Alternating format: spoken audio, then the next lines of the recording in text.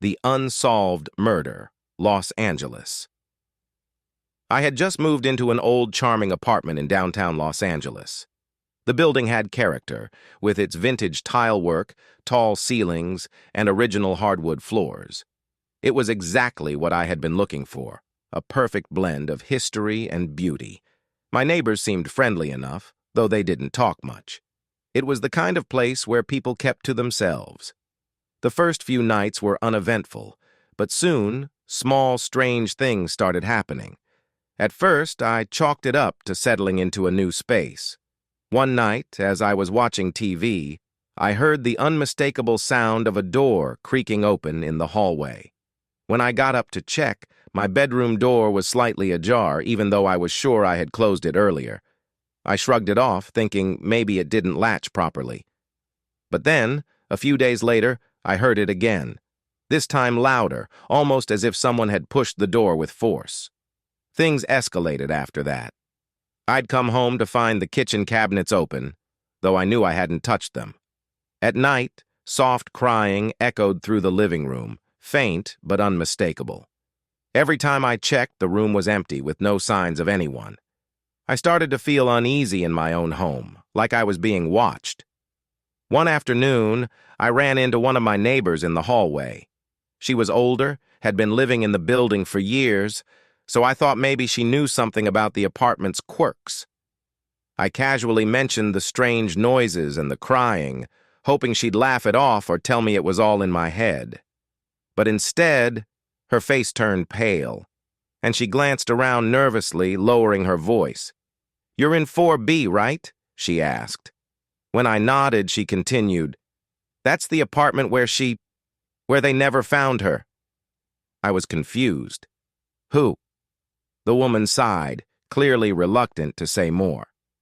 "A woman lived there years ago before I moved in. Her name was Emily. She just disappeared one night. Police said there was evidence of foul play, but they never solved the case. No body. Nothing. Just gone." Chills ran down my spine. I asked more questions, but she quickly excused herself, saying she didn't like talking about it. I went back to my apartment, feeling a strange weight in the air now that I knew its dark history. That night, I couldn't sleep. Every little noise made me jump. Around 2 a.m., just as I was drifting off, I heard a whisper. Clear, right by my ear. "Help me." I shot up in bed, heart pounding. The room was dark, except for the faint light from the street filtering through the blinds. My pulse raced as I scanned the room, but everything seemed normal. Trying to convince myself it was just a dream, I lay back down. But then, I saw her. At the foot of my bed stood a woman, her figure barely visible in the dim light. She was pale, her long dark hair hanging limp around her face, her eyes wide and filled with desperation. I couldn't move, paralyzed by fear. She didn't say anything, just stared at me, her mouth opening slightly as if she was about to speak. Before I could react, she was gone. Just like that, she faded away into the shadows, leaving me frozen in my bed, trying to process what had just happened. The next day, I did some digging, searching for any information about the unsolved case. There were a few old articles about Emily's disappearance. No leads, no suspects. It was like she had vanished without a trace. The more I read, the more I realized that whatever had happened to her wasn't over. She was still there, trapped in the apartment, trying to reach out. I don't know what she wanted, but I couldn't stay in that place any longer.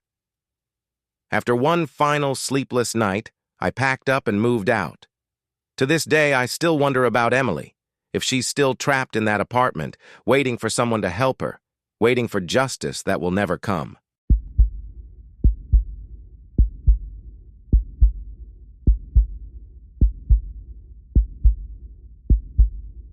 The Creepy Motel, San Bernardino. It was late, and I'd been driving for hours through the endless stretches of California highways.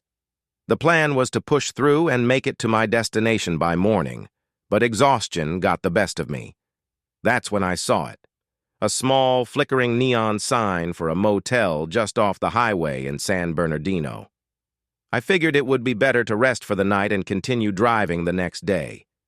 Big mistake. The moment I pulled into the parking lot, a strange feeling crept over me. The place looked like it hadn't been updated since the 1970s. The faded, peeling paint, the cracked asphalt, and the dim flicker of the neon sign gave the whole place a forgotten, eerie vibe. Inside, the lobby wasn't much better. The furniture was dusty, the wallpaper was stained with years of neglect, and the scent of mildew was thick in the air. The clerk behind the desk barely looked up when I entered. His eyes were glazed over, his movements robotic. After an awkward exchange, he handed me a rusted key attached to a worn-out plastic tag that said, Room 12.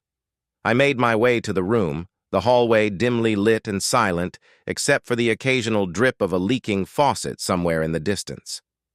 When I unlocked the door and stepped inside, I immediately knew something was off. The room was clean, too clean, like no one had touched it in ages. The bed was neatly made, but the air felt heavy, as though it had been holding on to something for far too long.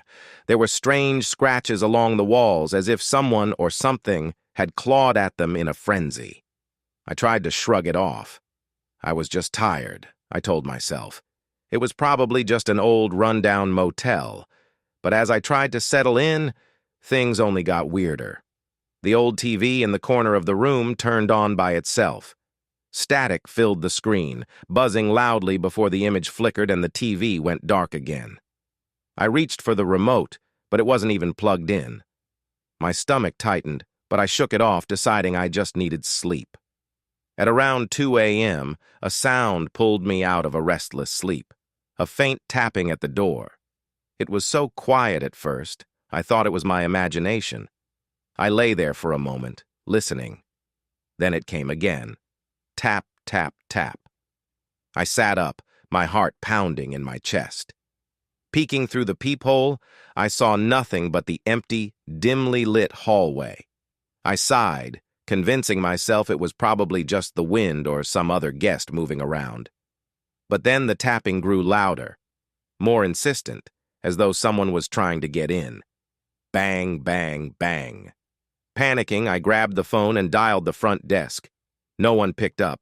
The line rang and rang, each unanswered tone heightening my sense of dread. I called again, this time with shaking hands, but the result was the same. The noise stopped as suddenly as it had started, leaving an eerie silence behind. I stayed up for the rest of the night, too terrified to move. The next morning, I packed up as fast as I could and headed for the front desk. The same lifeless clerk was there, staring off into space as though nothing had happened. "What was going on last night?" I asked, trying to keep my voice steady. "Someone was banging on my door. Room 12, right?" He glanced up at me, his eyes empty, and said flatly, "Room 12 hasn't been rented out in years." A cold shiver ran down my spine. I didn't ask any more questions. I just grabbed my keys and left, not daring to look back. Even now, I can't explain what happened that night, but I'll never forget the feeling that something or someone had been waiting for me in that room.